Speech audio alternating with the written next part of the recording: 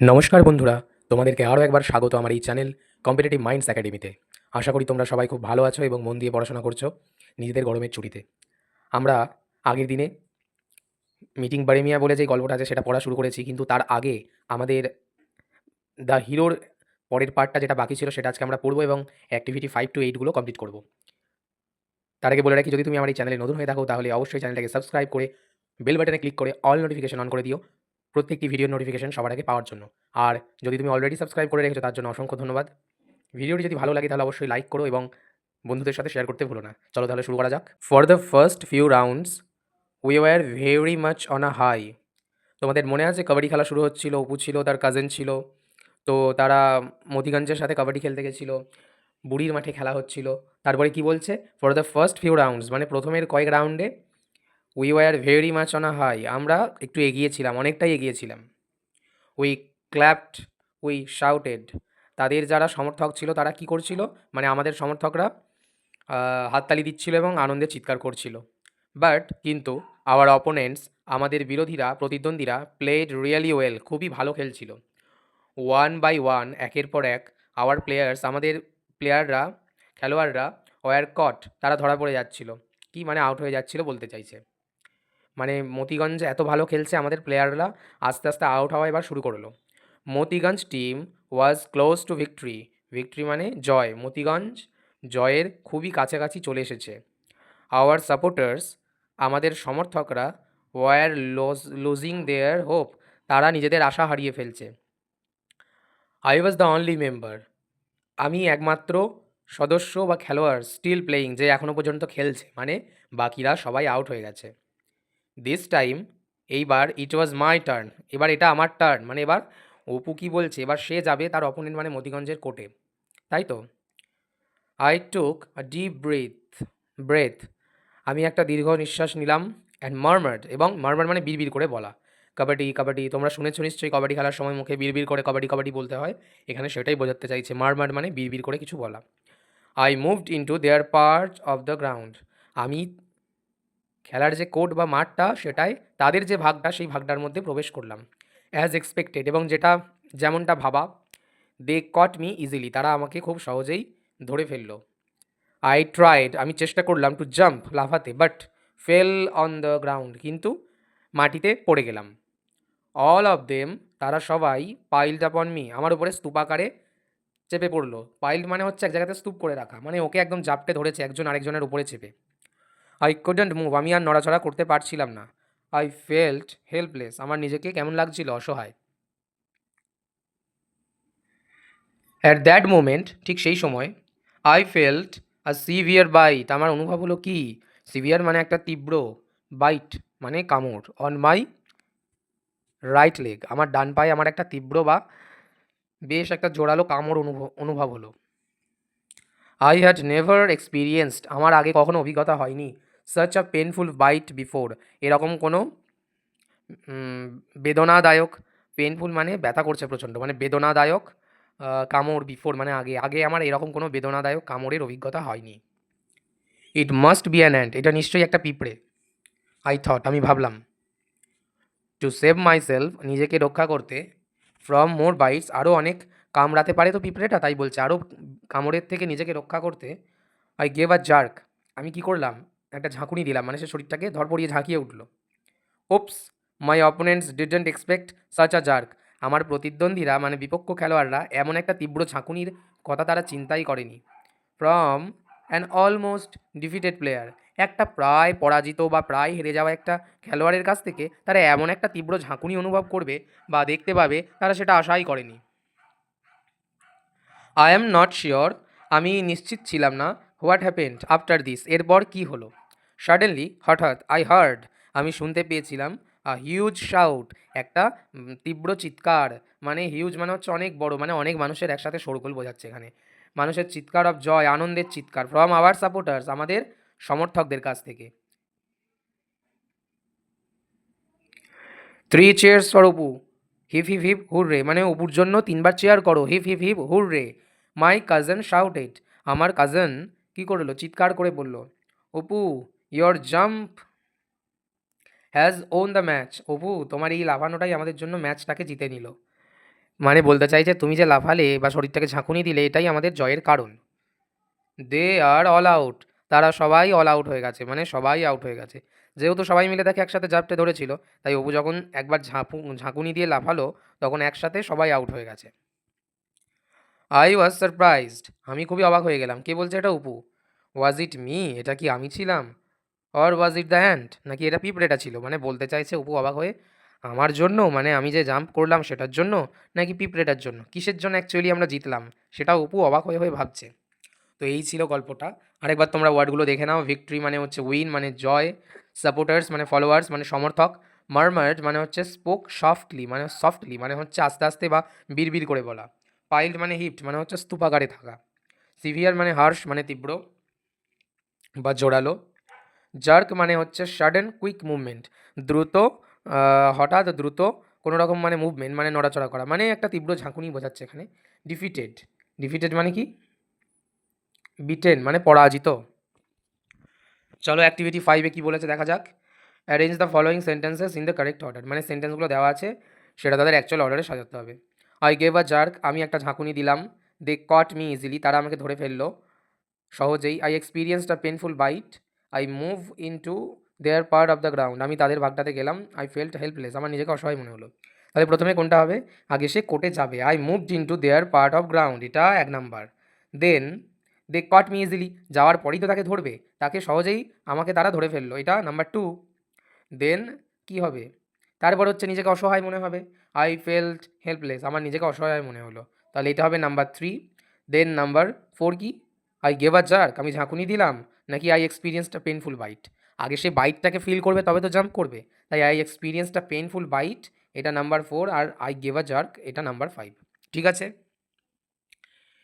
Next দেখো কি বলছে। Answer the following questions. How did the opponents play, অপোনেন্টরা কেমনভাবে খেলছিল? আমি এখানে দেখো অ্যান্সার করে দিয়েছি। The opponents played really well, অপোনেন্টসরা খুবই ভালো খেলছিল। Next number B, why were the supporters losing their hope, সমর্থকরা কেন তাদের আশা হারিয়ে ফেলছিল? এটা আমি এখানে জায়গা হয়নি বলে লিখেছি, because Motiganj was near to victory. কিন্তু এটার অ্যাকচুয়ালি অ্যান্সারটা কেমন হবে? The supporters were losing their hope, তারপর হবে এটা, because Motiganj was near to victory, কারণ মতিগঞ্জ খুবই জয়ের কাছে চলে গেছে, পৌঁছে গেছে। নাম্বার 3 দেখো C, when did Apu give a jerk, Apu কখন ঝাঁকুনি দিল? Apu felt a bite in right leg, Apu তার ডান পায়ে একটা কামড় অনুভব করলো। সুতরাং gave a jerk to save him, তাই নিজেকে বাঁচাতে সে জার্কটা দিল। ঠিক আছে, নেক্সট নাম্বার ডি কী বলছে দেখো।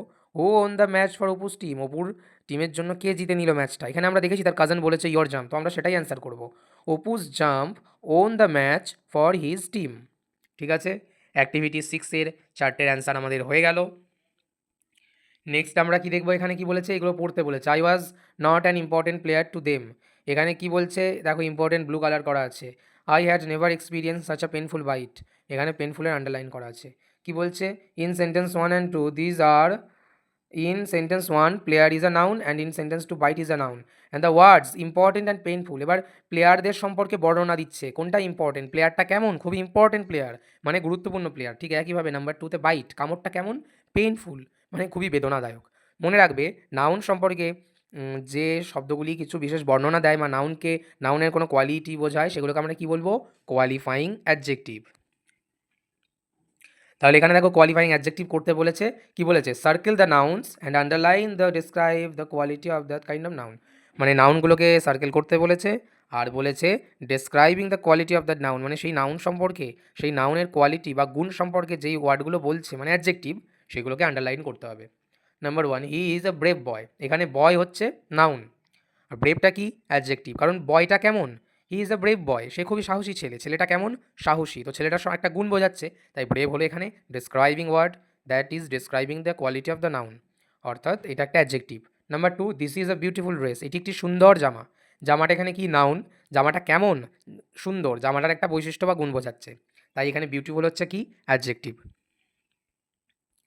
নেক্সট দেখো কি বলেছে, অ্যাক্টিভিটি 7-বিতে underline the qualifying adjectives, qualifying অ্যাডজেক্টিভগুলোকে আইডেন্টিফাই করতে বলেছে। Number A, today we enjoyed a tasty lunch, আজকে আমরা এনজয় করেছি, খেয়েছি একটা সুস্বাদু দুপুরের খাবার। এখানে লাঞ্চ নাউন, লাঞ্চটা কেমন ছিল? টেস্টি ছিল, তাই টেস্টি এখানে অ্যাডজেক্টিভ। Qualifying adjective.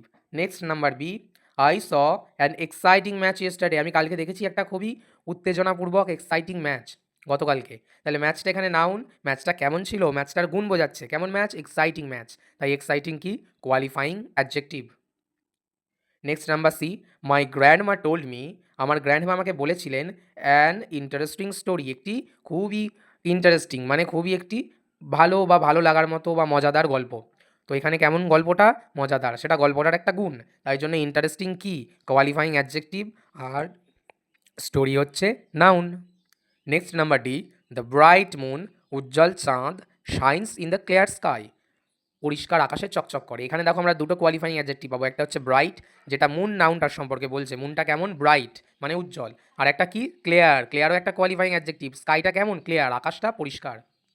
ঠিক আছে, নেক্সট কি আছে দেখো, তোমরা মনে রাখবে এইটা তোমরা পড়তে পারো। এখানে বলতে চেয়েছে যখন আমরা একটা ভার্বের পাস্ট করব, পাস্ট আমরা দুরকমভাবে করতে পারি, একটা হচ্ছে ভার্বটার সাথে ইডি যোগ করে করতে পারি, যেমন এখানে কি দেখিয়েছে, প্লেড হচ্ছে প্লের পাস্ট টেন্স, ইডি যোগ করে যখন আমরা ভার্বের পাস্ট টেন্স করব তখন তাকে বলে রেগুলার ভার্ব।